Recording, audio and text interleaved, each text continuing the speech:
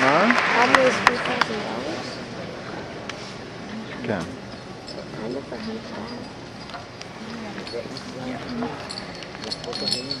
To the class of 2009, to our faculty, to our families, and to our friends, welcome. We're delighted to have you here tonight. We're delighted to have you here because you are the reason why we are here today. The faculty, because it has stood by us for the past 4 years out of pure dedication.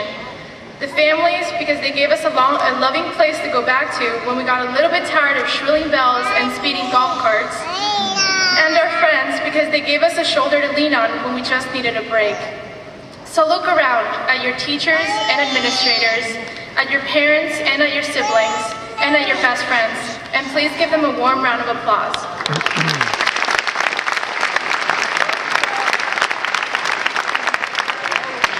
But we're not here only to express delight and gratitude. We'd also like to talk about life.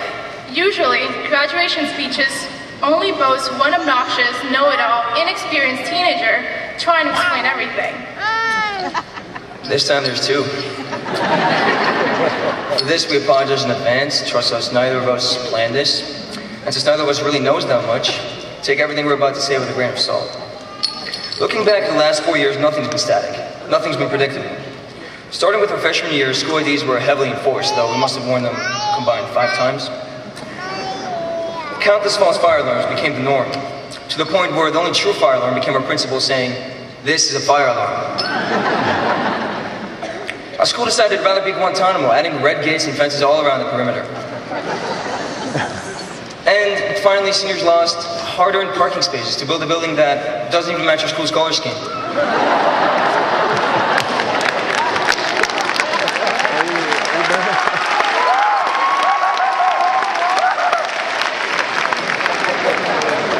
So, if you'd like to say that our 4 years at Douglas haven't always made sense, at least admit that they've always been memorable.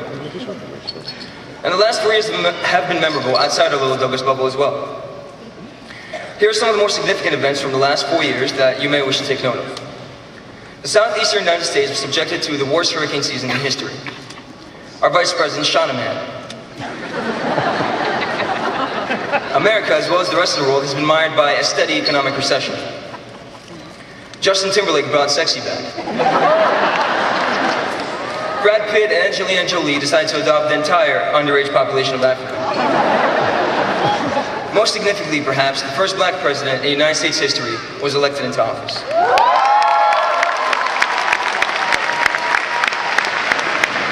If anyone in attendance tonight saw all of these things coming 4 years ago, please meet us in the parking lot after the ceremony. We'd like to hire you to be our investment broker. So what lesson is there to be learned? It's a simple one, and you've surely heard it before. Do not take life for granted. You didn't know where you'd be now 4 years ago. You don't know where you'll be in 4 years.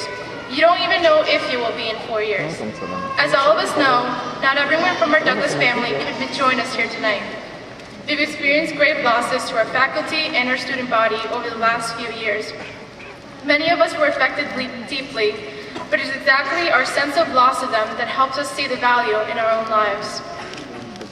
Although life's unpredictable and at times even scary, the support of your friends and family can help you through. Since no graduation speech would be complete without the mention of Facebook, we'd just like to remind you that there aren't many excuses left for not keeping in touch. If you haven't talked to a good friend in a while, go home and Facebook chat them tonight. If you haven't seen a cousin in a bit, then make sure to lurk their profile pictures. And pay attention to people's statuses to know exactly what's on their mind. Oh, and keep in mind that meeting people in person is also an option. Abraham Lincoln once said, quote unquote, "The best thing about the future is that it comes only one day at a time." So even though it seems like the last 4 years have just flown by, and even though people keep referring to the future in terms of the next 4 years, keep in mind that life's not really broken down in a set periods of time. If you want to accomplish a goal, you should do so now. If you want new experiences, stick them out now. And if you fail once, twice, 3 times, immediately try again and again and again, because the next week, month, year, or decade is not guaranteed, and no one knows just how long it'll take you to realize your goals. The only thing that's guaranteed is this second. Not the one in which you're listening to 2 kids blabber on about the greater meaning of it all. Rather the one in which you think about the greater meaning of it all. Your life doesn't end with a ceremony. It is merely just beginning. So start making things happen. Life doesn't wait for anyone, whether you're a student going about an everyday routine or a stuntman living on the edge. So don't wait either. Life demands nothing of you but your best. But it demands it now. Congratulations, to the class of '09.